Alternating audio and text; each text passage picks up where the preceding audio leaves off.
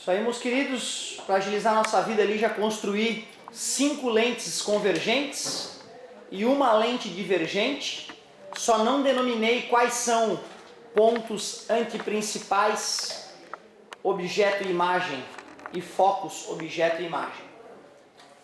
Determinação gráfica da imagem gerada por lentes esféricas. Meu Deus, vamos que vamos! O negócio é o seguinte, uma opção, primeiro, como a lente é convergente, sendo que a luz está indo da esquerda para a direita, como o raio que chega ao paralelo sai pelo foco para formar a imagem, por isso que aqui são as coisas imagem à direita e o foco objeto e o ponto de principal objeto estão à esquerda.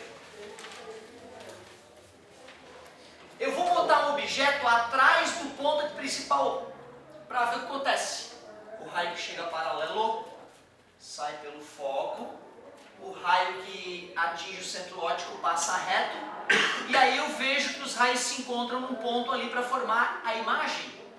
Se eu comparo o objeto com a imagem, eu percebo que a imagem é menor. Como ela é feita de raios de luz que se encontraram, ela é real. Quer dizer que se eu botar um anteparo ali, ela aparece nítida no anteparo. E ela é invertida em relação ao objeto de cabeça para baixo. Eu vou aproximar o objeto um pouco e colocar o objeto bem no ponto principal para ver o que acontece. O raio chega paralelo, sai pelo foco. O raio que atinge o centro óptico passa reto. E eu percebo que esses raios se encontram bem no ponto de principal imagem. E se eu faço uma comparação da altura, eu percebo que eles têm a mesma altura. Então, mesmo tamanho, continua real e continua invertida. Olha, se a tendência continuar, quando eu aproximei o objeto, a imagem se afastou e cresceu, tal qual os espelhos.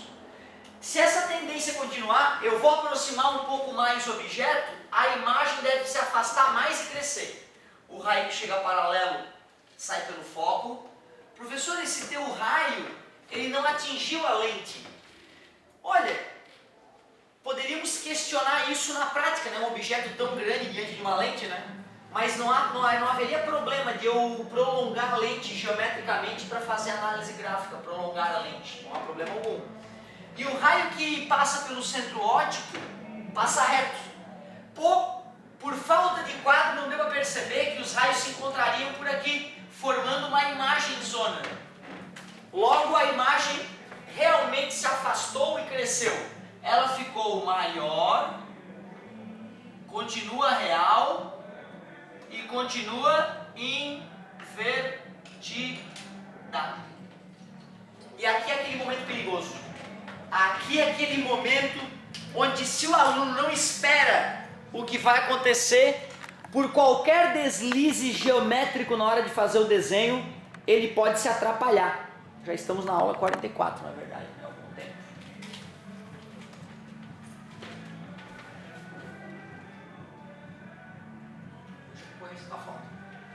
Então olha só, aproximando o objeto um pouco mais, vou colocar o objeto bem no foco. Foco, ponto principal, objeto, imagem. O raio que chega paralelo sai pelo foco. O raio que atinge o centro óptico passa reto. E o que eu percebo é que esses raios deveriam ao menos emergir perfeitamente paralelos um ao outro, portanto não adiantaria prolongar, porque eles continuam paralelos. E nesse caso nós temos duas coisas para falar da imagem. Ou a gente chama a imagem de imprópria, ou a gente diz que ela forma-se no infinito. Imagem imprópria ou forma-se no infinito. Última posição possível é o objeto estar bem entre o foco e o centro óptico. O raio que chega paralelo sai pelo foco, o raio que atinge o centro óptico passa reto. Dessa vez, nitidamente, os raios estão divergindo. Se nós prolongarmos esses raios, eles se encontram em um determinado ponto, e aí a imagem agora, pela primeira vez, a imagem ficou maior Pela primeira vez ela ficou virtual, isso sim. E portanto, pela primeira vez ela ficou direita. Por isso que uma lente de aumento, usada como lupa, né, na mão do indivíduo, o objeto está próximo da lupa. Senão tu não vai enxergar.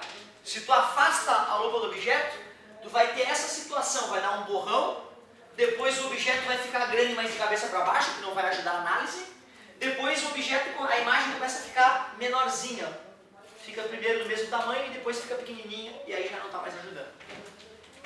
Quem tem lupa em casa pode fazer esse teste. Se não acontecer exatamente esses fenômenos nessa sequência, chama um padre e manda benzer a lupa, porque é uma lupa possuída. Lente divergente não tem estresse. Lente divergente, quando a luz vem da esquerda para a direita, esse é o foco imagem, ponto de principal imagem, esse é o foco objeto, ponto de principal objeto. Independentemente de onde a gente coloca o objeto, quando a gente vai usar os raios característicos, chega paralelo, sai pelo foco imagem, para formar a imagem. Atinge o centro óptico, passa reto. Os raios refratados estão divergindo, então vamos prolongá-los. Prolongando, ó, eu acabo usando o próprio raio para fazer o prolongamento, né? Ai, que bonitinha, olha ali que bonitinha a imagenzinha.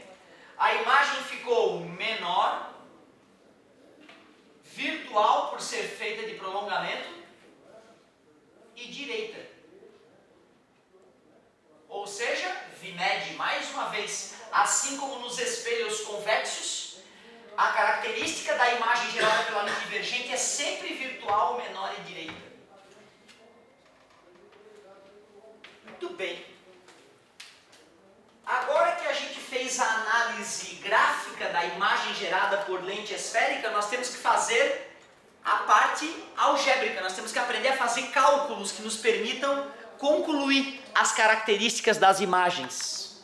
Vamos para a parte algébrica, para a parte analítica, usando letrinhas. Ai, que delícia, fórmulas.